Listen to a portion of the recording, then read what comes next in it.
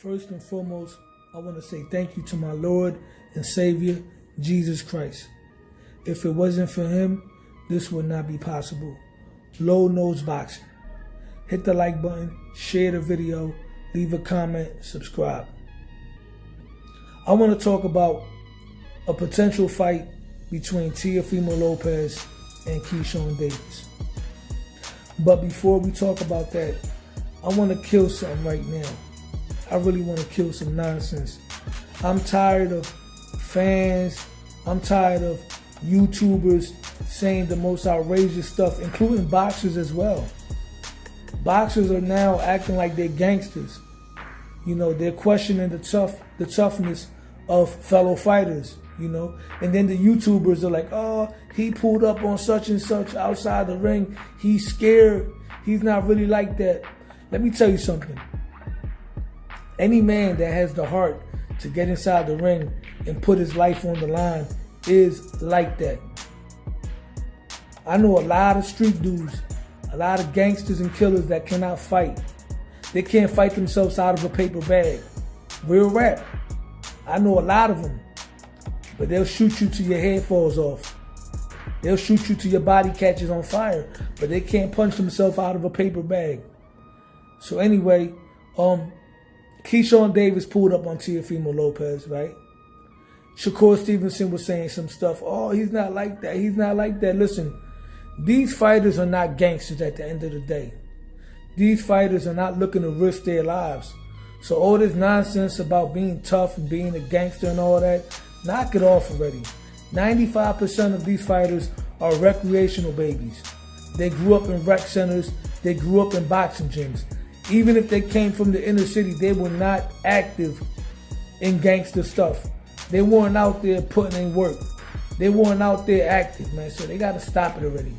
And y'all fanboys got to knock it off too. You know, the only fighter that I know of right now that really had street credibility, that really was out there active, was Subriel Matias. He was really active in the streets. Subriel Matias really did time, man. Even Gervonta Davis, he gets all this hype. Oh, he's a gangster, he's a thug. No, Gervonta Davis is also a fighter that grew up in the gyms. Yes, he had a hard life. He went through group homes and stuff like that. But at the end of the day, Gervonta Davis was not out there active, participating in street activity. He grew up in the gym. Subriel Matias is everything that these fanboys try to personify Gervonta Davis to be. Okay? Let's knock it off. Now let's talk boxing. Keyshawn Davis versus Teofimo Lopez. That's a very interesting fight. Sign me up. Sign me up. That's a fight that will do numbers. That's a fight that you could actually take a gamble and put it on pay-per-view, because both guys are going to sell the fight. Both fighters do have a history with each other. Both fighters are very good at talking heavy, at trash talking. Keyshawn Davis can talk heavy. Teofimo Lopez can talk heavy. Teofimo Lopez, like professional wrestling, like the WWE, he sort of turned himself into a heel. Because in New York, the majority of Teofimo Lopez's fan base were Puerto Ricans, New York Ricans. But due to the remark that he made about Puerto Ricans and stuff like that, a lot of Puerto Rican fans abandoned Teofimo Lopez and are no longer backing his play. I'm not one of them. Me personally, Teofimo Lopez is still my favorite fighter at the end of the day. I see what he's doing. That's his gimmick. He's a showman. He says stuff. He stirs up controversy. But he's a hell of a fighter. Now, Keyshawn Davis is an African-American fighter, right? Teofimo Lopez also said some controversial stuff regarding African-American fighters on Top Rank. So that's another selling point. The African-American fan base, they're definitely going to tune in because they're out for blood. They're out for blood. They want Teofimo Lopez's head. A lot of Puerto Ricans are going to tune in as well because they want to see Teofimo Lopez lose. And then you have a lot of Puerto Ricans like me that still root for Teofimo Lopez that are going to back his play. As far as a style matchup, Keyshawn Davis can box.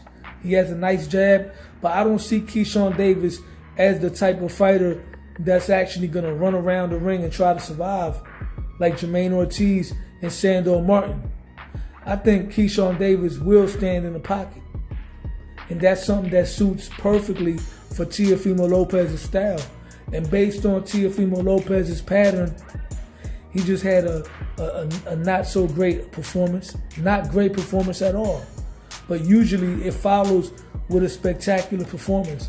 And Keyshawn Davis is the type of fighter that can bring out a spectacular performance in Teofimo Lopez. Because he's going to sit there and try to bang with Teofimo Lopez. Not in a reckless manner, but he's definitely going to look there. He's definitely going to sit there and try to get some shots off. Because Keyshawn Davis has some decent punching power, and he believes in his punching power.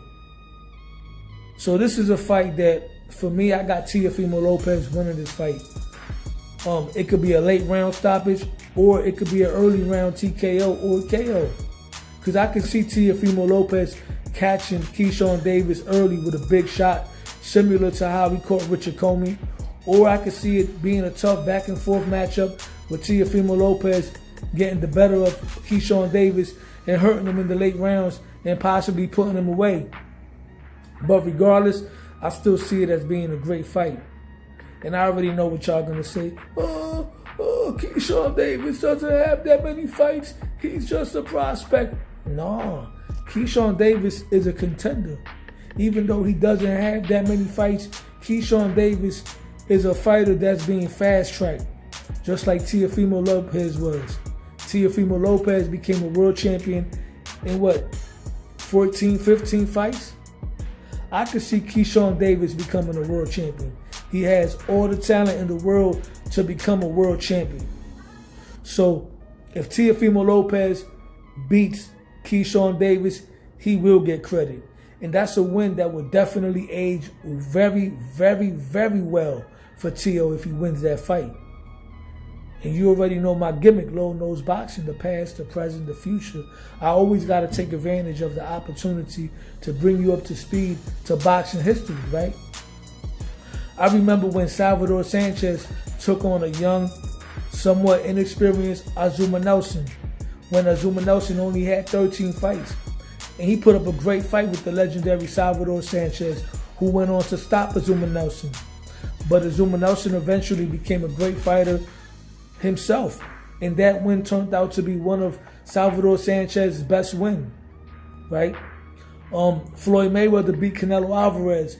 Even though Canelo Alvarez at the time was a world champion, that win continued to age, right? So I could see a win over Keyshawn Davis being the type of win that will definitely age like fine wine, because I firmly believe that Keyshawn Davis will become a world champion. Teofimo Lopez should take advantage of the opportunity to fight Keyshawn Davis, right? Keyshawn Davis stated that he's willing to travel to Honduras if that's what Teofimo Lopez wants to do. He said he's willing to do a catch weight if Teofimo Lopez, if that's what he wants to do, right? Teofimo Lopez never really got a chance to fight on pay-per-view or exercise A-side status. And I highly doubt that he will exercise that type of advantage, because Teofimo Lopez is not that type of fighter. He's a throwback fighter. He's not the type of fighter to look and try to marinate fights. But I do believe that if he wants that fight in Honduras, take the Keyshawn Davis fight. Send that man an offer. Send him an offer.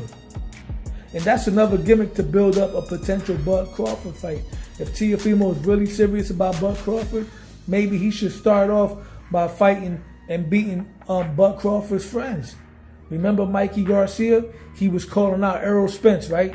He was calling for Errol Spence. Everybody thought Mikey Garcia was just clout chasing. Mikey Garcia ran through his little clique. That little all about billions clique, starting with Adrian Broner, and then he beat Robert Easter. And then he lost to Errol Spence, right? Now Teofimo Lopez can fight Keyshawn Davis and then possibly fight Shakur Stevenson to get to a Bud Crawford. Or fight Keyshawn Davis and then go straight for Bud Crawford if that's what he really wants to do.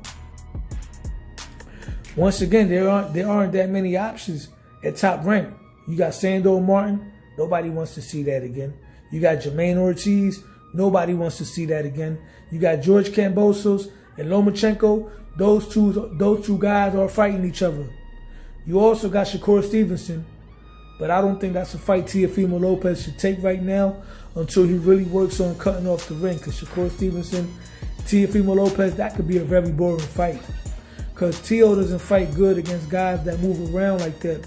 And then Shakur Stevenson shown that he can get very timid against guys that can punch. And if he feels the power that Teofimo Lopez has, combined with the speed, it's probably going to be an ugly fight. So I don't really care for that fight. But Keyshawn Davis, on the other hand, he strikes me as a fighter that's going to go in there and try to get it. He's the type of fighter that's going to go all out and go out on the shield if necessary. So 2024 is looking like it's going to be a very good year in boxing. Teofimo Lopez, Keyshawn Davis, that should be next. 140 pounds, 2 young, hungry lions. Sign me up. With that being said, hit the like button, share the video, leave a comment, subscribe to my channel, Low Nose Boxing, because Low Nose Boxing. I'm out.